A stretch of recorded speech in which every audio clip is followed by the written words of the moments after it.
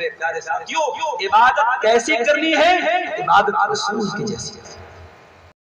اللہ نے یہ نہیں کہا زیادہ عمل کرے، ڈھیر سارا عمل کرے، اللہ نے کہا جو بھی عمل کرے صالح کرے، نیک کرے۔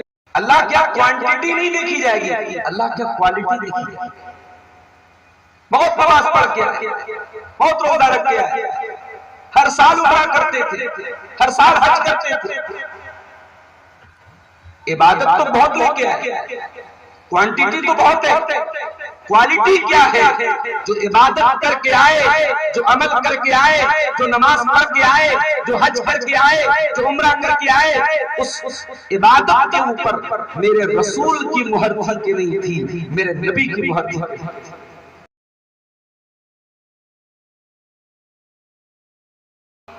بسم اللہ الرحمن الرحیم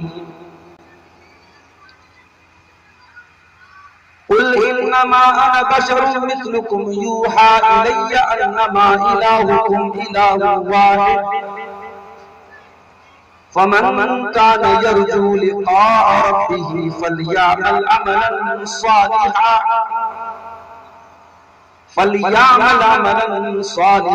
ولا يشرك بعبادة ربه احدا۔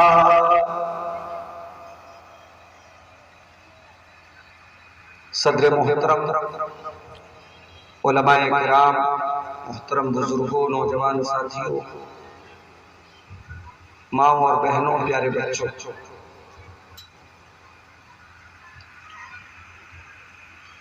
پوئی اعظم گڑھ کی اس بستی میں آج کی یہ خوبصورت مجلس چند بھائیوں کی محنتوں اور کوششوں سے اللہ رب العالمین کے فضل و کرم اور اس کی توفیق سے منعقد ہوئی، اور مغرب کی نماز کے فوراً بعد سے آپ نے علماء کی تقاریر اور بیانات کو سماعت کیا ہے۔ میں آج آپ کے سامنے جس موضوع پر بات کرنا چاہتا ہوں، اگر میں یہ کہوں کہ یہ موضوع پورے دین کی بنیاد ہے، اس موضوع کے اندر پورا دین داخل ہے، تو غلط نہیں۔ موضوع کیا ہے؟ موضوع دو سوالوں کا جواب ہے۔ ایک سوال یہ ہے کہ ہم عبادت کس کی کریں، اور دوسرا سوال ہے کہ ہم عبادت کیسے کریں۔ یہ دو سوال ہیں، اور ان دونوں سوالوں کے جواب میں پوری شریعت آ جاتی ہے، پورا دین آ جاتا ہے۔ بھئی ہم جو کلمہ پڑھتے ہیں، کلمہ لا الہ الا اللہ محمد رسول اللہ صلی اللہ علیہ وسلم، اس کلمے کے اندر بھی انہی دونوں سوالوں کا جواب ہے۔ لا الہ الا اللہ، عبادت کے لائق اللہ کے سوا کوئی نہیں، محمد رسول اللہ، محمد صلی اللہ علیہ وسلم اللہ کے آخری رسول ہیں، اور جب آپ اللہ کے آخری رسول ہیں تو ہمیں اللہ کی عبادت بھی اسی طریقے پر کرنی ہے جو طریقہ آپ نے بتایا۔ تو عبادت کس کی کا جواب لا الہ الا اللہ میں، اور عبادت کیسی کا جواب محمد رسول اللہ۔ اور جو آیت کریمہ میں نے آپ کے سامنے پڑھی ہے خطبہ مسنونہ کے بعد، یہ قرآن کی 16ویں پارے کی آیت ہے، سورہ کہف کی آخری آیت ہے۔ اس آیت کے اندر بھی انہی دونوں سوالوں کا جواب ہے۔ قل انما انا بشر مثلکم، اے نبی آپ فرما دیجئے میں بھی تمہارے جیسا بشر ہوں، انسان ہوں۔ یوحا الیہ، ہاں یہ الگ بات ہے کہ میں انسان ہونے کے ساتھ ساتھ اللہ کا آخری نبی بھی ہوں، میں اللہ کا آخری رسول بھی ہوں۔ یوحا الیکا، میری طرف اللہ تعالیٰ کی وحی آتی ہے، اللہ کا پیغام آتا ہے، انما الہکم الہ واحد، اللہ کی وحی آتی ہے اور مجھ کو یہ پیغام دیا جاتا ہے کہ تمہارا معبود صرف ایک اللہ ہے۔ فمن کان یرجو لقاء ربہ، تو جو اپنے رب سے ملاقات کرنا چاہتا ہے، جو جنت میں جانا چاہتا ہے، جو کامیاب ہونا چاہتا ہے، وہ دو کام کر لے۔ کامیابی چاہیے تو یہ دو کام کرو۔ فَلْيَعْمَلْ عَمَلًا صَالِحًا، پہلا کام وہ یہ کرے کہ جو بھی عمل کرے نیک عمل کرے، عمل صالح کرے۔ اللہ نے یہ نہیں کہا زیادہ عمل کرے، ڈھیر سارا عمل کرے، اللہ نے کہا جو بھی عمل کرے صالح کرے، نیک کرے۔ اللہ کیا کوانٹیٹی نہیں دیکھی جائے گی، اللہ کیا کوالٹی دیکھی جائے گی۔ بہت نماز پڑھ کے آئے، بہت روزہ رکھ کے آئے، ہر سال عمرہ کرتے تھے، ہر سال حج کرتے تھے، عبادت تو بہت لے کے آئے، کوانٹیٹی تو بہت ہے، کوالٹی کیا ہے؟ جو عبادت کر کے آئے، جو عمل کر کے آئے، جو نماز پڑھ کے آئے، جو حج کر کے آئے، جو عمرہ کر کے آئے، اس عبادت کے اوپر میرے رسول کی مہر کی نہیں تھی، میرے نبی کی مہر تھی۔ تو اللہ کہہ رہا ہے کہ کامیاب ہونا ہے تو نیک عمل کرنا پڑے۔ نیک عمل کون ہے بھائی؟ جو باپ دادا کرتے چلے آئے وہ نیک عمل ہے، جو ہمیں دیکھنے میں اچھا لگتا ہے وہ نیک عمل ہے، ہمارے بزرگوں کو اچھا لگتا ہے وہ نیک عمل ہے؟ نہیں، نیک عمل وہ ہے جسے اللہ نے نیک عمل کہا ہے، نیک عمل وہ ہے جسے رسول نے نیک عمل کہا۔ اللہ فرما رہا ہے فَلْيَعْمَلْ عَمَلًا صَالِحًا، اگر تم اللہ سے ملنا چاہتے ہو، تم جنت میں جانا چاہتے ہو، کامیاب ہونا چاہتے ہو، جو بھی عمل کرو ایک عمل کرو، عمل صالح کرو، وَلَا تُشْرِكْ بِعِبَادَةِ رَبِّهِ أَحَدًا، اور دوسری کنڈیشن یہ ہے، دوسری شرط یہ ہے کہ کبھی اللہ کے ساتھ کسی کو شریک نہ کرنا، کبھی شرک نہ کرنا، کبھی اللہ کا درجہ کسی اور کو نہ دے دینا، کبھی اپنی پیشانی کو غیر اللہ کے در پہ نہ جھکا لینا، یہ دوسری شرط۔ عمل کر کے آئے، نماز بھی صحیح طریقے سے پڑھی، روزہ بھی صحیح طریقے سے رکھا، زکوٰۃ برابر نکالی، حج ایک دم پورا صحیح طریقے سے سارے ارکان ادا کیے، نیکی کرتے رہے، مگر توحید گڑبڑ، شرک کرتے رہے، اللہ کے علاوہ دوسروں کے در پہ سر جھکاتے رہے، اللہ کے علاوہ دوسروں کو حاجت روا، مشکل کشا اور مصیبتوں کو دور کرنے والا اور بگڑی بنانے والا مانتے رہے، اسی کا نام شرک ہے میرے پیارے بھائیوں، اور یہ اتنا خطرناک عمل ہے یہ شرک کہ اللہ قرآن میں سورۃ الانعام کے اندر 18 نبیوں کا ذکر کرنے کے بعد کہتا ہے، 18 پیغمبروں کا ذکر کرنے کے بعد کہتا ہے وَلَوْ أَشْرَكُوا لَحَبِطَ عَنْهُم مَّا كَانُوا يَعْمَلُونَ، ہمارے 18 پیغمبروں نے، ہمارے 18 نبیوں نے بھی اگر شرک کیا ہوتا ان کی تمام نیکیاں برباد ہو جاتی، شرک کرنے والے کی تمام نیکیاں برباد ہو جائیں گی، مشرک کا کوئی عمل اللہ تعالیٰ کا قبول۔ تو یہ دو کنڈیشن ہے، اللہ کیا کامیاب ہونا کی دو کنڈیشن، عمل جو بھی کرو عمل صالح کرو اور شرک مت کرو۔ اب غور کیجئے، یہ دو سوالوں کا جواب نہیں تو اور کیا ہے؟ عبادت کس کی کریں؟ عبادت صرف اللہ کی کریں، اور عبادت کیسے کریں؟ عبادت رسول کے جیسے۔ پہلی چیز کا نام توحید ہے اور دوسری چیز کا نام اتباع سنت یا اتباع رسول ہے، اور پورے دین کا خلاصہ انہی دونوں چیزوں کے اندر ہے۔ دین رب کی توحید کا نام ہے اور دین رسول کی سنت پر چلنا۔ میرے بھائی، اللہ نے جتنے نبیوں کی دنیا میں بھیجا، جتنے رسول دنیا میں آئے، ان کی شریعتیں الگ الگ، ان کی عبادت کے طریقوں میں فرق تھا، ان کی شریعت کے احکام میں فرق تھا، مگر سارے نبیوں کی شریعت میں ایک چیز کامن، موسیٰ علیہ السلام کی شریعت میں بھی یہ چیز تھی، عیسیٰ علیہ السلام کی شریعت میں بھی یہ چیز تھی، حضرت داؤد کے یہاں بھی یہ چیز تھی، حضرت سلیمان کے یہاں بھی یہ چیز تھی، ابراہیم علیہ السلام، اسحاق علیہ السلام، یعقوب علیہ السلام، سارے نبیوں کے یہاں یہ چیز تھی۔ کون سی چیز تھی؟ وَلَقَدْ بَعَثْنَا فِي كُلِّ أُمَّةٍ رَسُولًا أَنِ اعْبُدُوا اللَّهَ وَاجْتَنِبُوا الطَّاغُوتَ۔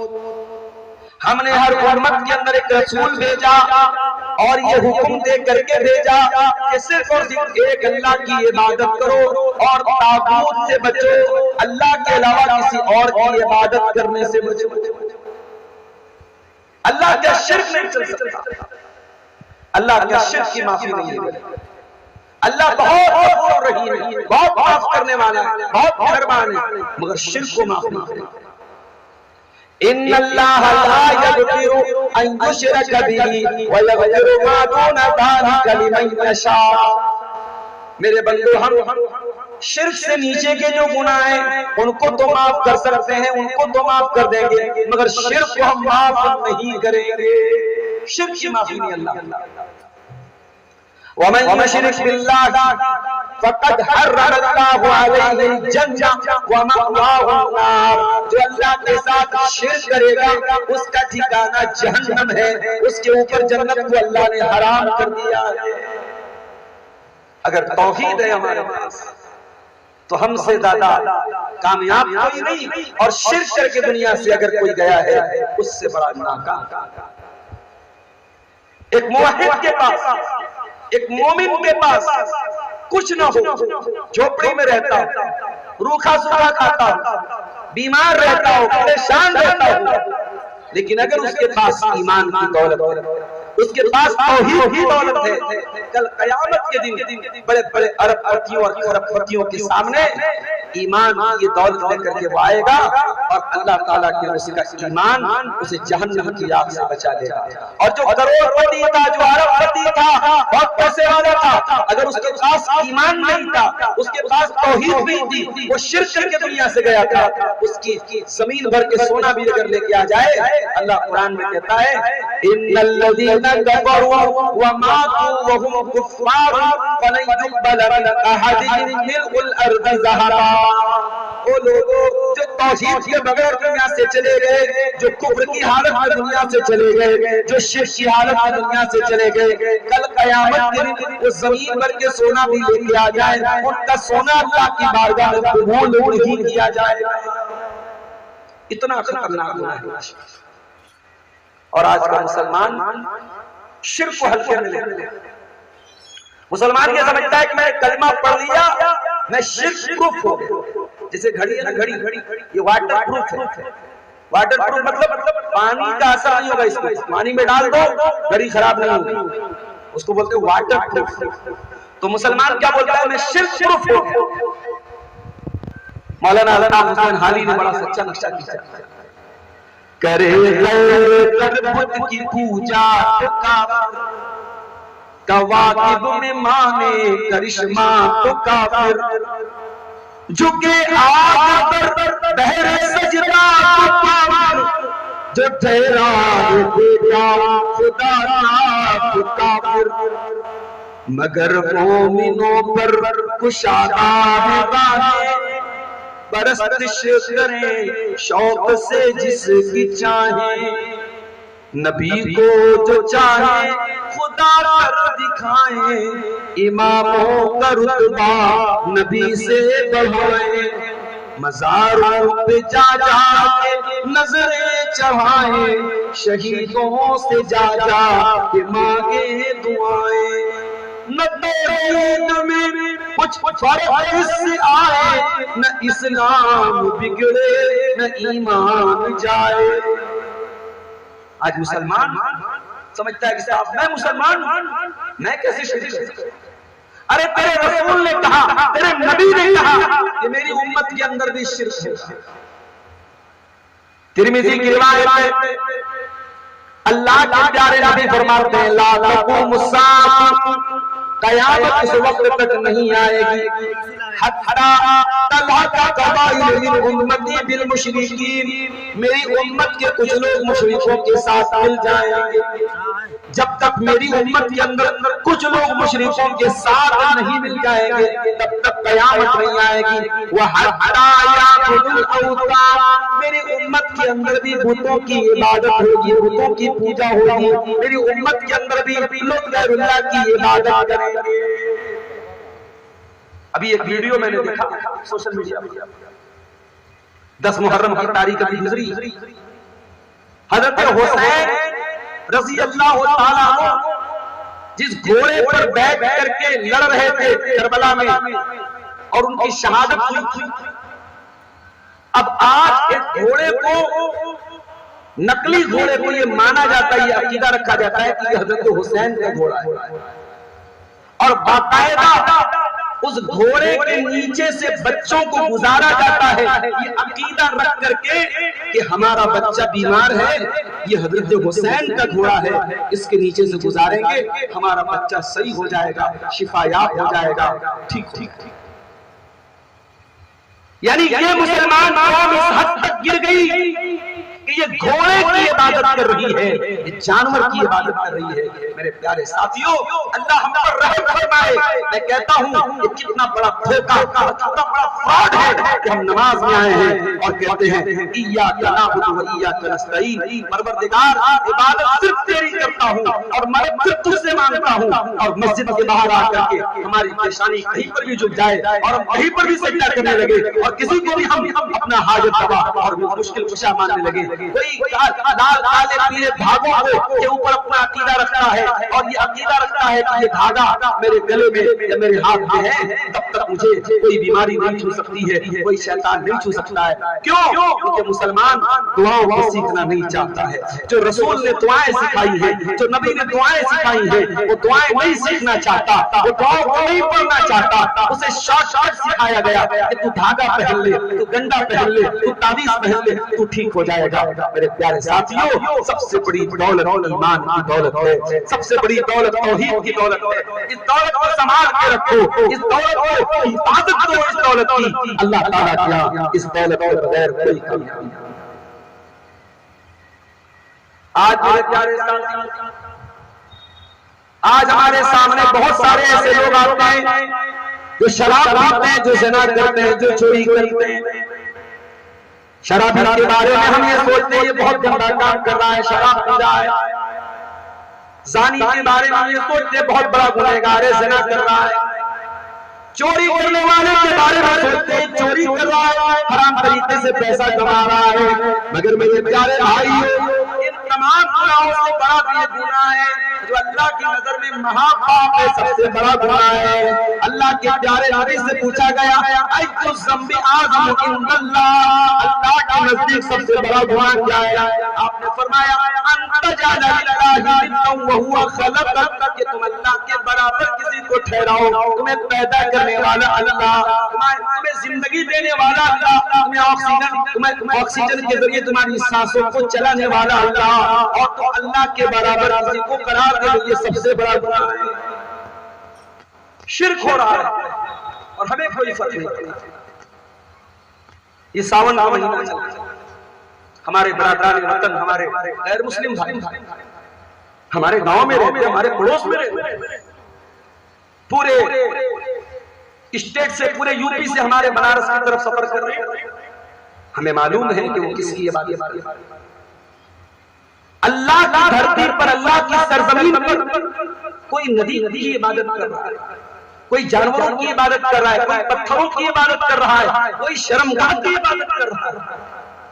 اگر ان گناہوں کو دیکھ کر، شرک کی کہ ان مظاہر کو دیکھ کر اور اللہ کی شان میں ہونے والی گستاخیوں کو دیکھ کر کے کم سے کم آپ روک نہیں سکتے، منع نہیں کر سکتے، کم سے کم دل میں یہ احساس ہو کہ ہاں یہ غلط ہو رہا ہے. اگر یہ احساس بھی نہیں ہے اور آپ کا دل مطمئن ہے کہ چلو کوئی پرابلم نہیں ہے، ہم اللہ کی عبادت کر رہے ہیں، وہ اپنے معبود کی عبادت کر رہے ہیں، اگر آپ کا دل اتنا صاف ہو گیا ہے شرک کے بارے میں، تو اپنے ایمان کی ہمیں خیر منانی چاہیے. دنیا کا سب سے بڑا پاپ شرک، اللہ کو سب سے زیادہ ناراض کرنے والی چیز شرک. شرک کرنے والا اللہ کو گالی دیتا ہے، اللہ کی گستاخی کرتا ہے۔ اللہ نے فرمایا سورہ حج کے اندر یا ایھا الناس ضرب مثل فاستمعوا لہ، اے لوگو اللہ تعالیٰ ایک مثال دے رہا ہے، غور سے سنو۔ ان الذین تدعون من دون اللہ لن یخلقوا ذبابا، تم اللہ کو چھوڑ کر کے جن کو پکارتے ہو وہ ایک مکھی کو پیدا کرنے کی طاقت بھی نہیں رکھتے۔ ان الذین تدعون من دون اللہ لن یخلقوا ذبابا ولو اجتمعوا لہ، وہ سب مل کر کے ایک مکھی کو پیدا نہیں کر سکتے۔ تم اللہ کے سوا جن کی بھی عبادت کرتے ہو، جتنے بھی معبودان باطل آئے اور اللہ کو چھوڑ کر کے جتنے بھی آستانوں اور دروں کے اوپر سر جھکایا جا رہا ہے، سب کے سب قرآن کی سائنس کے اندر آ گئے۔ تم اللہ کو چھوڑ کر کے جن کو پکارتے ہو وہ ایک مکھی کو پیدا نہیں کر سکتے۔ وَإِن يَسْلُبْهُمُ الذُّبَابُ شَيْئًا، اور اگر مکھی ان کی کوئی چیز لے کر کے چلی جائے، لَا يَسْتَنقِذُوهُ مِنْهُ، تو اس مکھی سے وہ چیز چھین نہیں سکتے۔ ضَعُفَ الطَّالِبُ وَالْمَطْلُوبُ، مانگنے والا بھی کمزور ہے اور جس سے مانگ رہا ہے وہ بھی کمزور ہے، طالب بھی کمزور ہے، مطلوب بھی کمزور ہے، مانگنے والا بھی کمزور ہے اور جس سے مانگ رہا ہے وہ بھی کمزور ہے۔ وَمَا قَدَرُوا اللَّهَ حَقَّ قَدْرِهِ، اور ان شرک کرنے والوں نے اللہ کا قدر نہیں کی جیسی کرنی چاہیے۔ شرک کرنے والا اللہ کی ناقدری کرتا ہے۔ اس لیے سب سے پہلی اور بنیادی چیز یہ ہے کہ ہم اللہ کی توحید پر آ جائیں، ہر قسم کے شرک سے اپنے نام۔ کبھی آپ نے غور کیا ہمارے اسلام کا جو کلمہ ہے وہ لا سے شروع ہوتا ہے۔ ہمارا کلمہ ایسے بھی تو ہو سکتا تھا اللہ ہمارا معبود ہے، اللہ ہمارا رب ہے۔ ہمارا کلمہ ایسے نہیں ہے، ہمارا کلمہ لا سے شروع ہوتا ہے، ہمارا کلمہ نیگیٹو ہے، لا الہ الا اللہ، نہیں ہے کوئی معبود سوائے اللہ۔ ہمارا کلمہ لا سے کیوں شروع ہوتا ہے؟ ہمارا کلمہ ہمیں یہ بتا رہا ہے کہ جب تک اللہ کو چھوڑ کے سارے معبودان باطلہ کا انکار نہ کیا جائے، اللہ کو چھوڑ کے کسی اور کے آگے سر جھکانے کا انکار نہ کیا جائے، جب تک ہر طریقے کے شرک کا انکار نہ کیا جائے، تب تک توحید کا کوئی مطلب نہیں ہے۔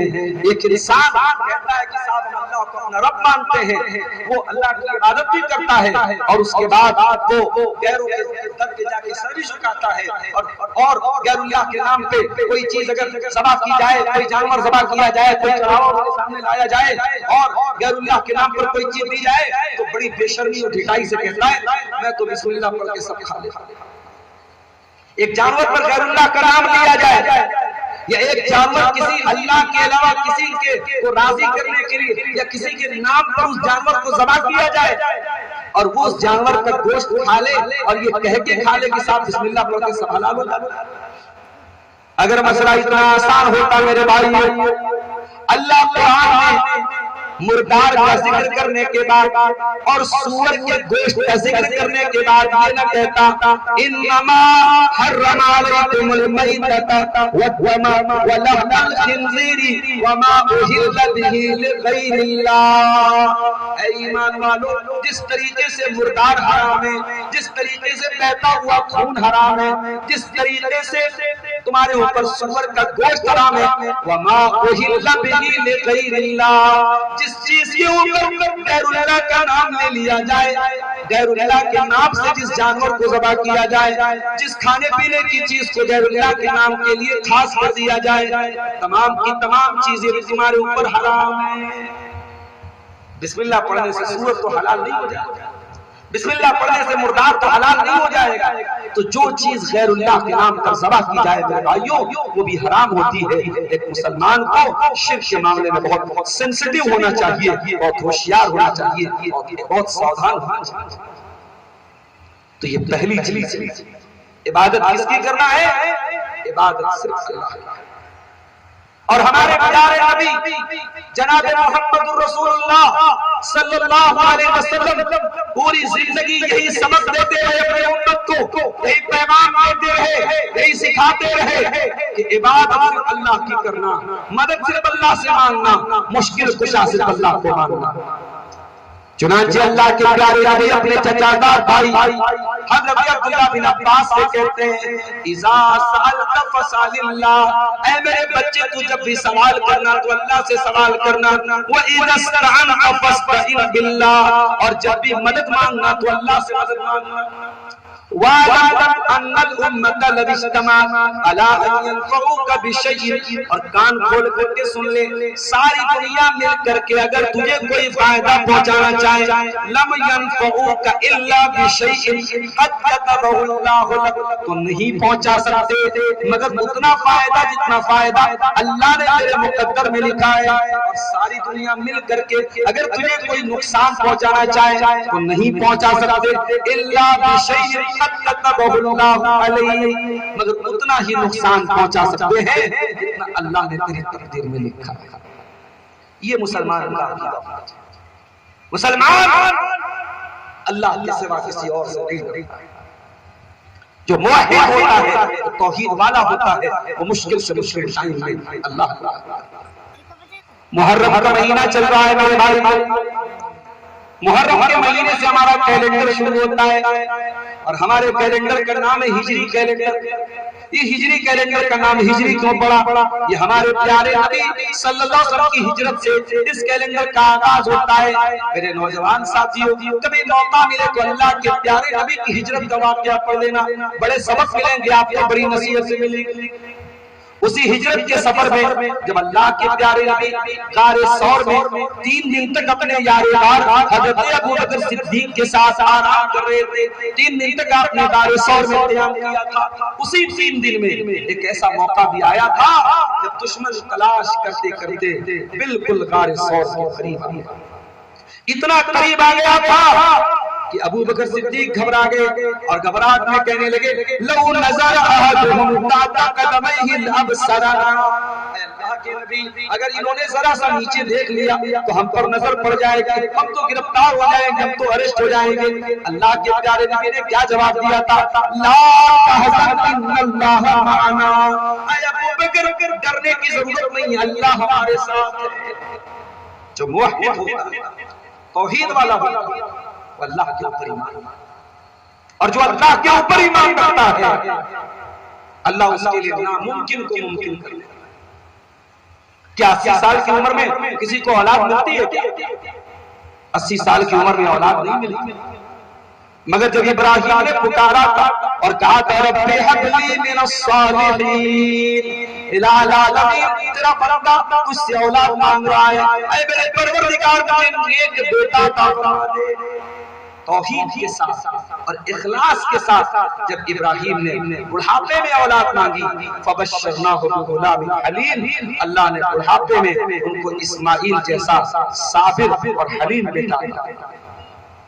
اللہ کے لیے کوئی چیز ناممکن نہیں ہوئی۔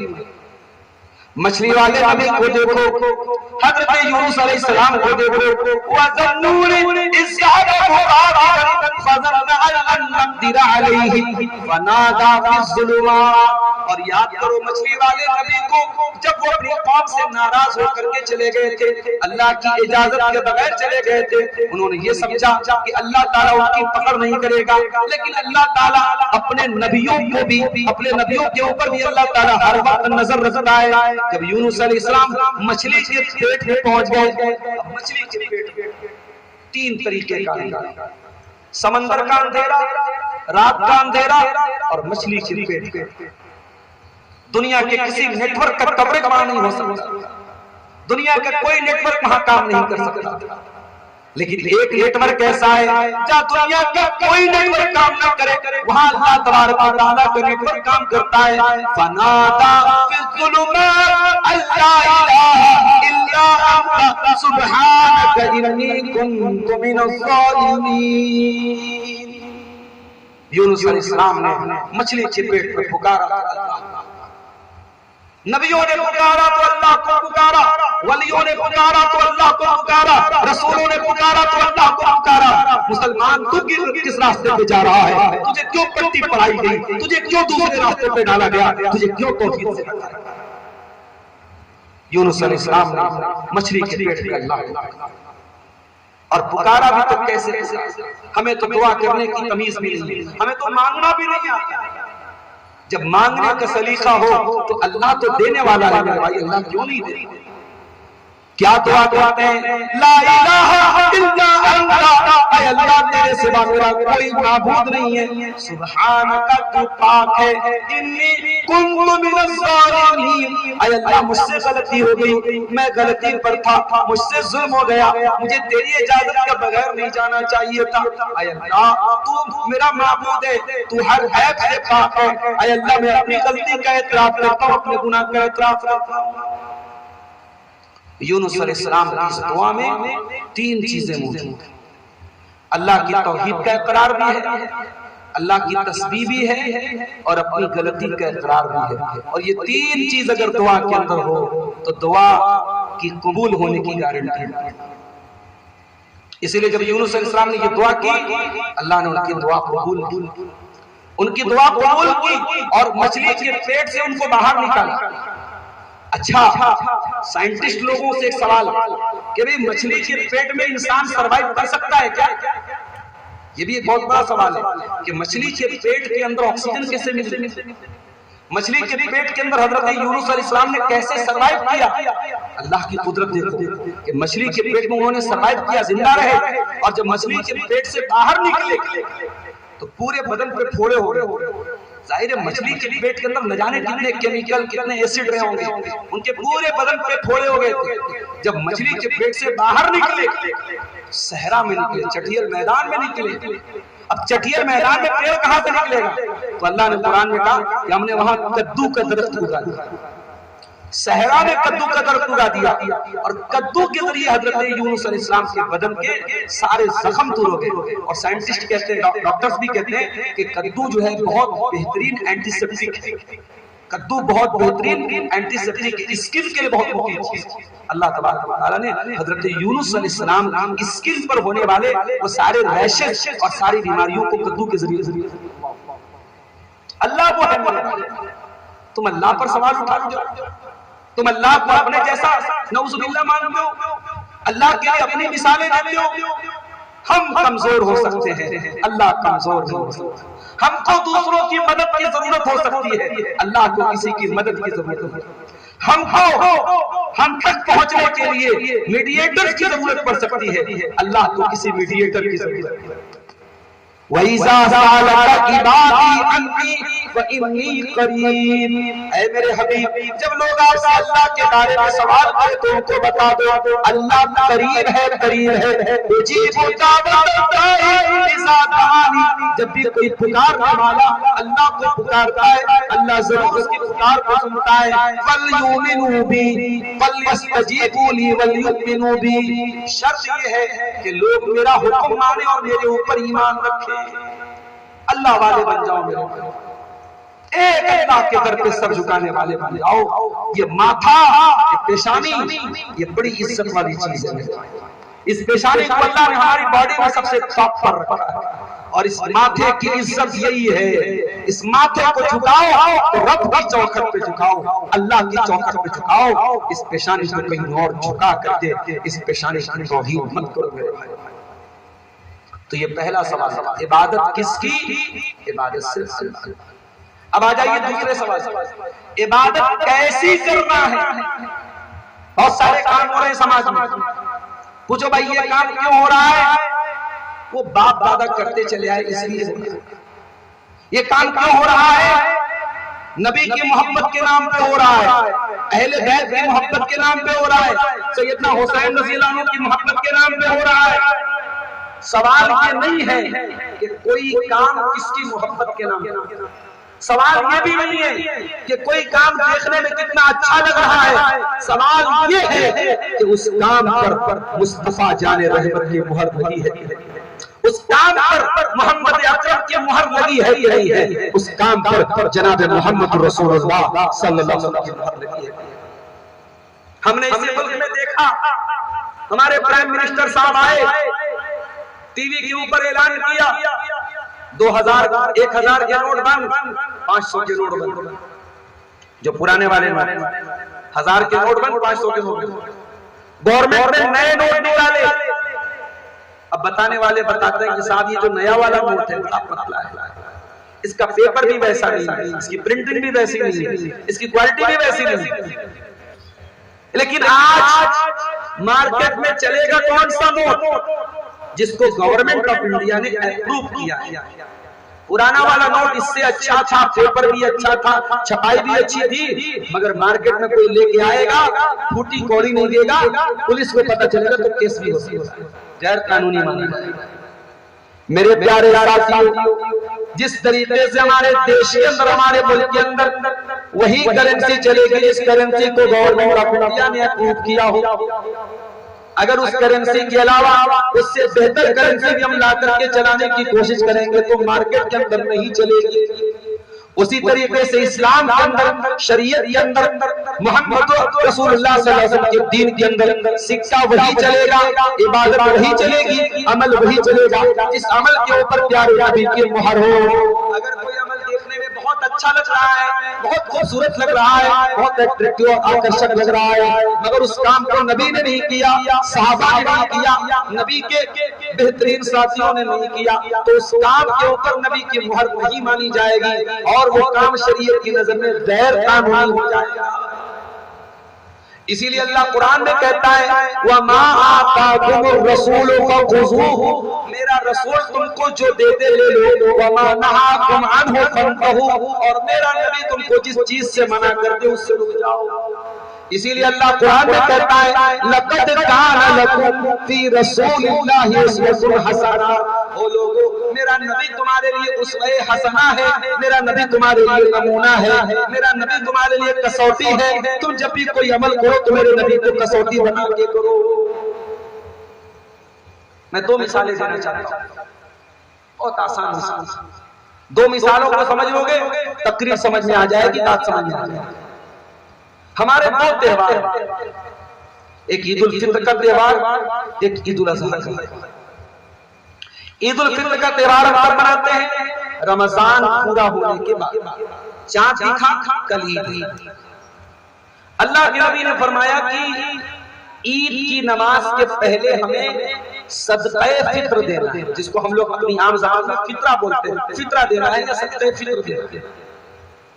پیارے نبی صلی اللہ علیہ وسلم نے فرمایا کہ ہر مسلمان, مرد عورت, بڑا چھوٹا, سب کو 1 سا دینا ہے فطرہ. 1 سا یعنی تقریباً 2.5 کلو, پونے 3 کلو جو اناج ہم کھاتے ہیں, آٹا کھاتے ہیں, چاول کھاتے ہیں, جو بھی کھاتے ہیں, وہ ہمیں 2.5 کلو اناج پر ہیڈ اپنے پریوار میں سے ہر آدمی کی طرف سے دے سکتے ہیں. اب مان لو میرے پریوار میں 10 لوگ, اب 2.5 کلو کے حساب سے 10 لوگوں کا ہو گیا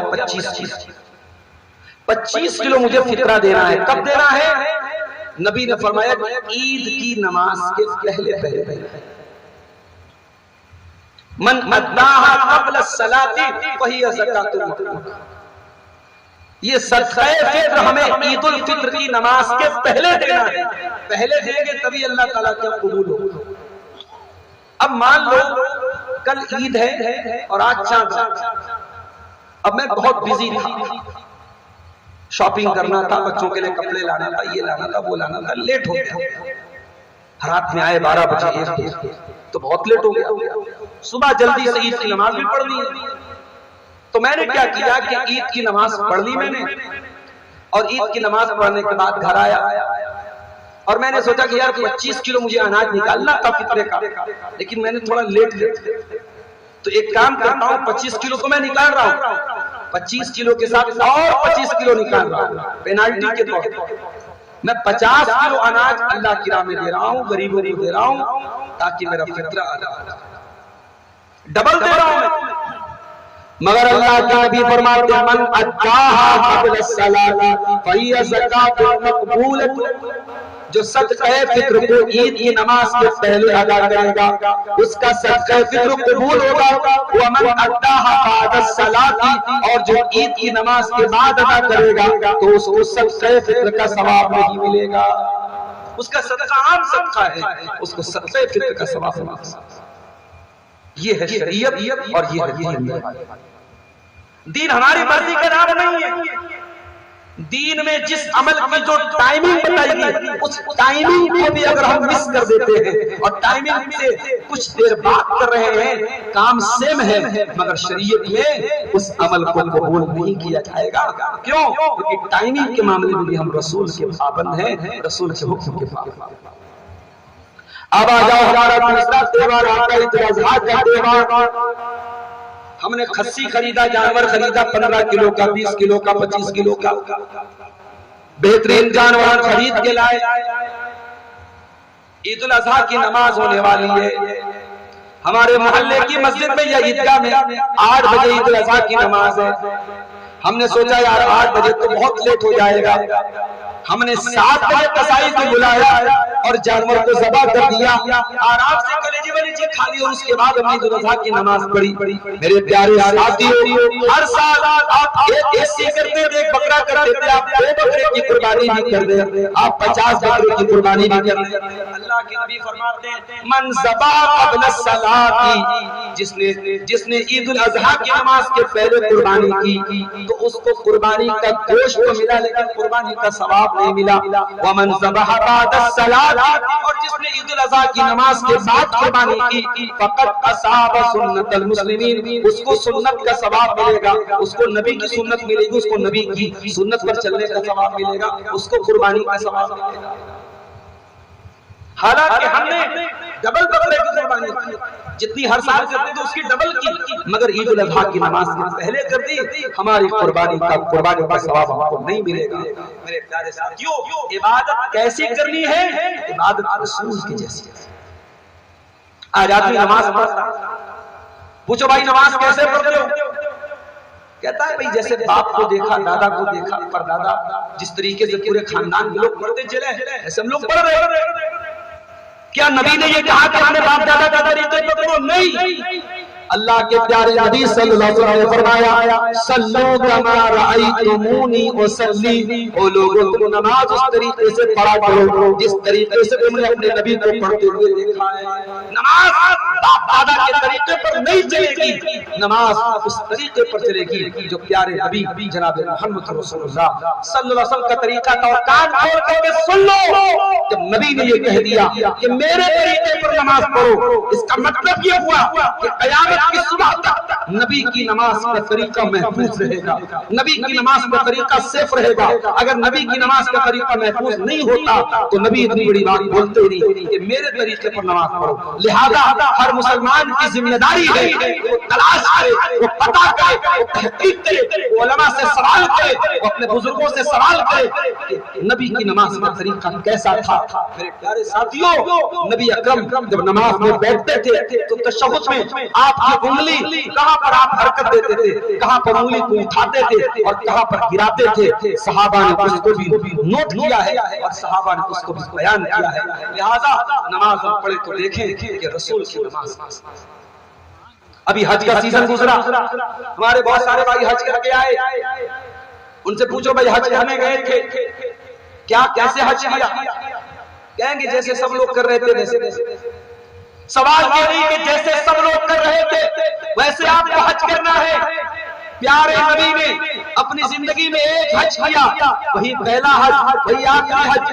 آپ حج کر رہے ہیں اور حج کے دوران آپ اپنے صحابہ سے بار بار کہہ رہے ہیں خذوا عنی مناسککم، خذوا عنی مناسککم، اے میرے صحابہ مجھ سے حج کے ارکان کو سیکھتے چلے جاؤ، مجھ سے حج کا طریقہ سیکھتے چلے جاؤ۔ پتہ یہ چلا کہ حج کے اندر بھی ہمیں رسول کے جیسا حج کرنا ہے، ہمیں جیسا لوگ کر رہے ہیں، جیسا پبلک کر رہی ہے، جیسا ہوتا چلا ہے ایسے نہیں کرنا، ہمیں یہ پتہ کرنا ہوگا کہ رسول کا حج کیسا ہے۔ اور ایک بات بولوں میں، حج میں قدم قدم پہ یہ سکھایا جائے گا کہ دین اپنی لاجک کا نام ہے، دین رسول کی پیروی۔ ایک مثال دیتا ہوں، حاجی صاحب مکے میں ہیں، آرام سے ہوٹل میں اے سی میں رہ رہے ہیں، ہر ٹائم کی نماز حرم میں پڑھ رہے ہیں، ایک نماز کا ثواب 1 لاکھ نماز کے برابر پا رہے ہیں۔ 8 ذی الحجہ کی تاریخ، حاجی صاحب کو حکم ملا چلو احرام باندھو اور نکلو کہاں؟ منا۔ اور منا میں خیمہ بنا ہوا ہے، وہاں جاؤ، وہی رہو، وہی نماز۔ حاجی یہ بولے کہ صاحب میں اچھا خاصا حرم میں اتنی بڑی جماعت میں 1 لاکھ نماز کا ثواب پا رہا ہوں، مجھے یہاں سے کیوں ہٹا رہے ہو؟ تیری لاجک نہیں چلی، جو حکم مل رہا ہے وہ کر۔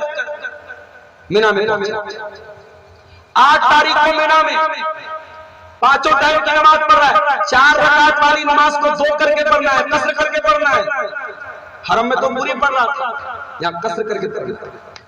اس کے بعد 9 تاریخ حاجی کو حکم ملا چلو عرفات عرفات میں پہنچا۔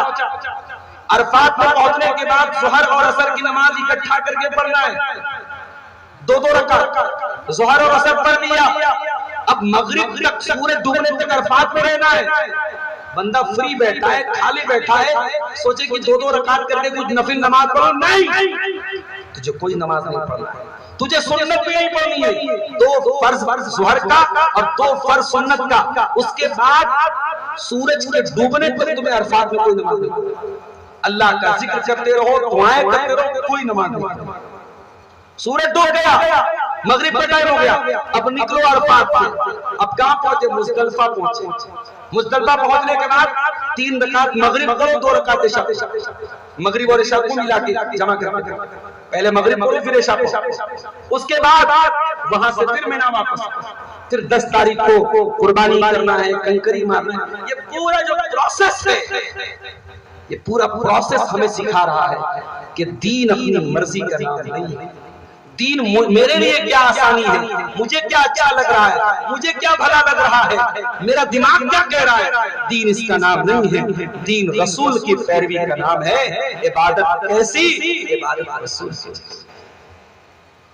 ہمارے حاجی لوگ جاتے ہیں طواف کے دوران ہر چکر کی دعا پڑھتے ہیں، پہلے چکر کی دعا، دوسرے چکر کی دعا، تیسرے چکر۔ اس کے بعد ان کو یہ بھی سکھایا جاتا ہے ایک چکر کی دعا بھی گڑبڑ ہوئی تو پھر سے پہلے چکر پہ جانا پڑے گا۔ بیچارہ حاجی چکروں میں چکرا کے رہ گیا، جبکہ ان 7 چکر کی کوئی الگ دعا پیارے نبی سے ثابت نہیں ہے۔ پیارے نبی نے عام کہا جو دعا تمہیں مانگنا ہے مانگو، تمہیں اللہ سے جو مانگنا ہے مانگو۔ ہاں، حجر اسود اور رکن یمانی کے بیچ میں ایک چھوٹی سی دعا جو ہم سب کو یاد بھی ہوگی، ربنا آتنا فی الدنیا حسنہ وفی الآخرۃ حسنہ وقنا عذاب النار، یہ پڑھنا ہے۔ باقی پورے طواف میں کوئی خاص دعا نہیں، آپ جو دعا دل میں آپ اللہ سے جو بھی جائز چیز مانگنا ہے مانگ سکتے ہیں۔ تو میرے بھائیوں، دین کو آج لوگوں نے مشکل بنا، دین بہت آسان ہے، اور دین آسان کب ہے؟ جب ہم رسول کے بتائے ہوئے طریقے پر دین کو۔ یہ 27 آیت کو ایک نماز پڑھی جاتی ہے، 100 رکعت نماز۔ نبی کی پوری زندگی میں کوئی ایسی نماز ثابت نہیں جو 100 رکعت۔ نبی تہجد پڑھتے تھے 11 رکعت، لمبی پڑھتے تھے۔ آپ لمبی پڑھ سکتے ہو، لمبی پڑھو، لمبی نہیں پڑھ سکتے چھوٹی پڑھو، لیکن تہجد کا ثواب آپ کو بہرحال ملے۔ تو دین رسول کی پیروی کا نام ہے، اور نبی نے جو دعائیں سکھائی ہیں ان دعاؤں میں بھی آپ کو پھیر بدل نہیں کرنا ہے۔ نبی نے جو دعا جیسے سکھائی ہے ایسے ہم کو پڑھنا ہے، ویسے ہی اس کو یاد کرنا ہے۔ آئیے مثال اس کی بھی دے دیتا ہوں، وقت اگر زیادہ ہو رہا ہے تو اشارہ کر دیجیے، بات ختم کروں گا۔ ایک 2 پوائنٹ اور بات ختم کرتا ہوں میں۔ اللہ کے پیارے نبی نے جو دعائیں سکھائی ہم دعاؤں میں بھی اپنے من سے ترمیم نہیں کرتے۔ آئیے حدیث سنیں۔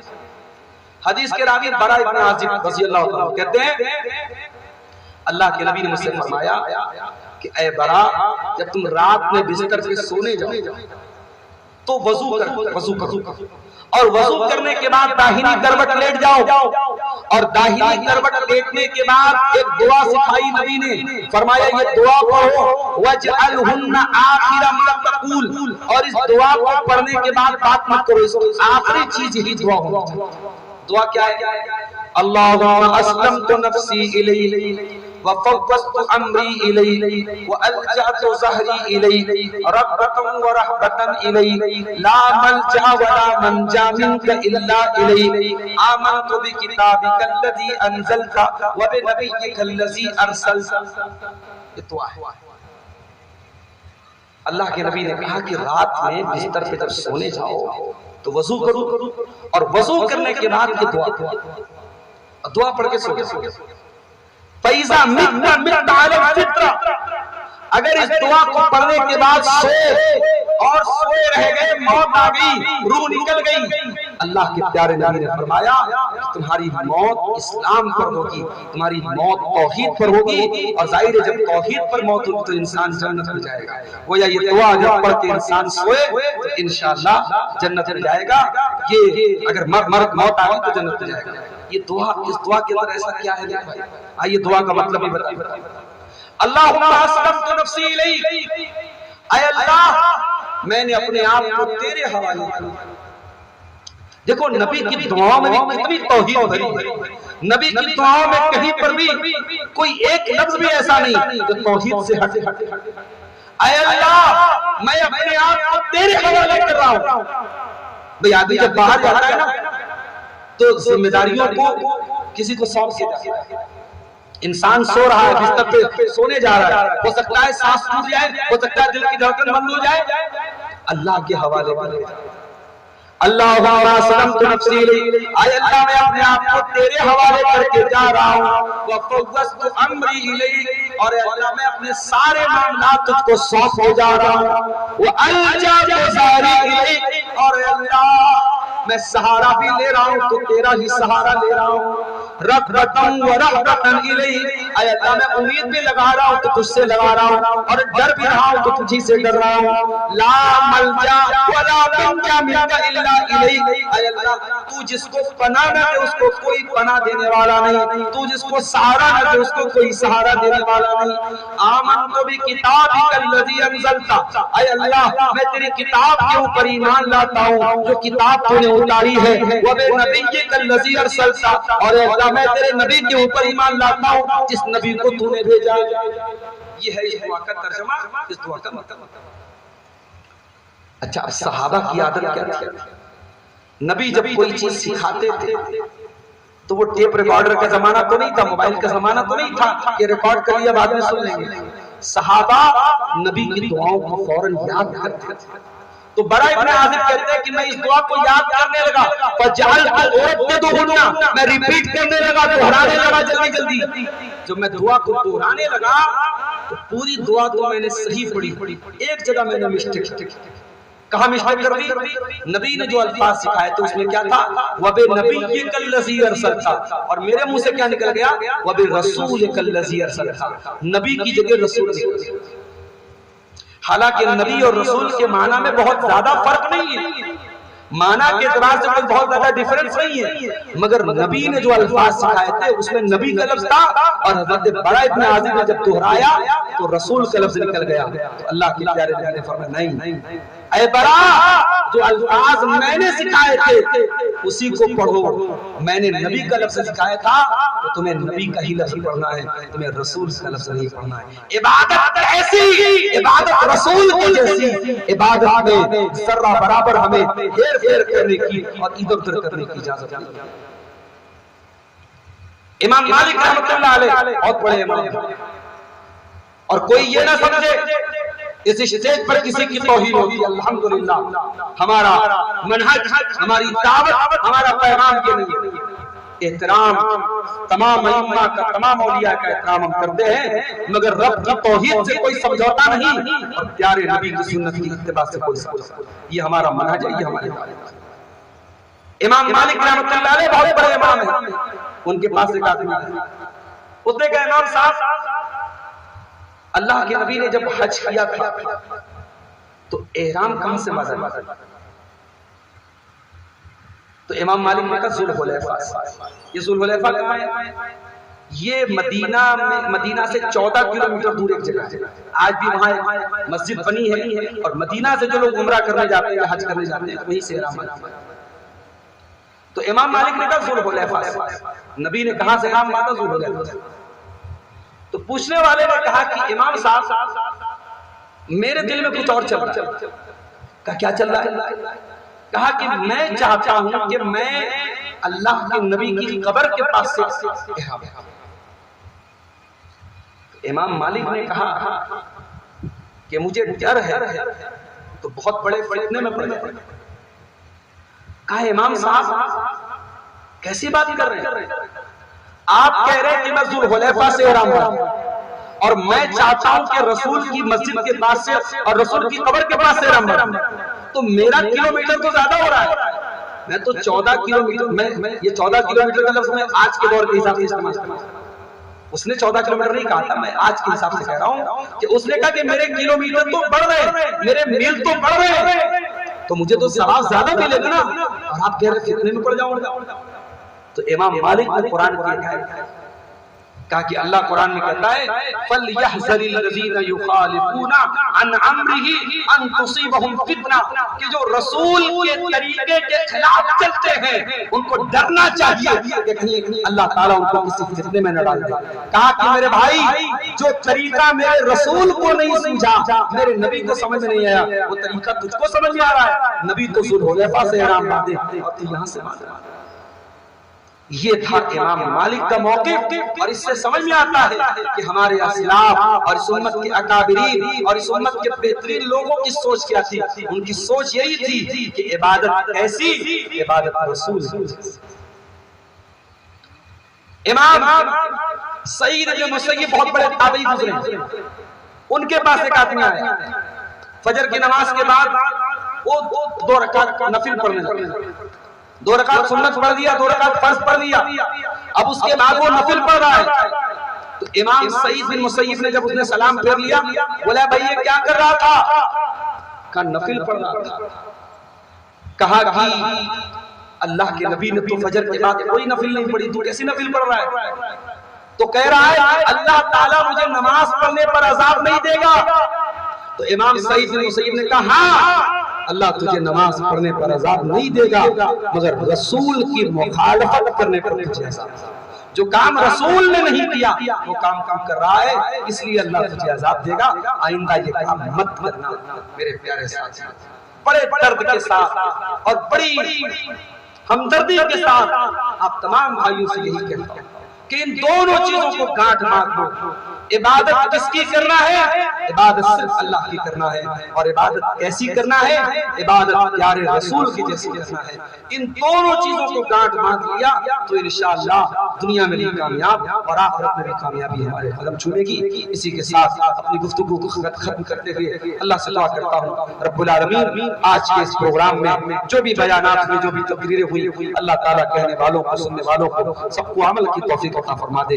رب العالمین ہمیں مرتے دم تک توحید پر اور ایمان پر قائم رکھے, ہمارا خاتمہ بھی ایمان پر ہو. رب العالمین ہمیں اپنے پیارے نبی صلی اللہ علیہ وسلم کی سنتوں پر چلنے کی توفیق عطا فرمائے. جو ہمیں بیمار ہیں اللہ ان کو شفا کاملہ عاجل عطا فرمائے. جو روزی روٹی سے پریشان ہیں اللہ ان کے کاروبار کو برکت نصیب فرمائے. اللہ ہمارے دلوں میں ایک دوسرے کی محبت اور احترام پیدا فرما دے. اللہ اس گاؤں کے تمام لوگوں کو مل جل کر کے آپس میں محبت کے ساتھ رہنے کی توفیق عطا فرمائے. اس گاؤں کے تمام مسلمانوں کو رب العالمین کتاب و سنت کے طریقے پر اور منہج پر چلنے کی توفیق عطا فرمائے. رب العالمین اپنے پیارے نبی سے اور رسول کے صحابہ سے اور رسول کے اہل بیت سے صحیح اور سچی محبت کرنے کی ہم سب کو توفیق عطا فرمائے. اور آج کے اس جلسے اس پروگرام میں جن بھائیوں نے اپنے مال سے, اپنے وقت سے, اپنی طاقت سے جس طریقے سے بھی تعاون کیا ہے اللہ ان کے تعاون کو, ان کی کوششوں کو قبول فرمائے. اور آگے بھی اس گاؤں میں اسی طریقے سے کتاب و سنت کی مجلسوں کو ہم سب کو منعقد کرنے کی اور کتاب و سنت کو سننے سنانے کی توفیق عطا فرمائے. آمین. وآخر دعوانا الحمدللہ رب العالمین.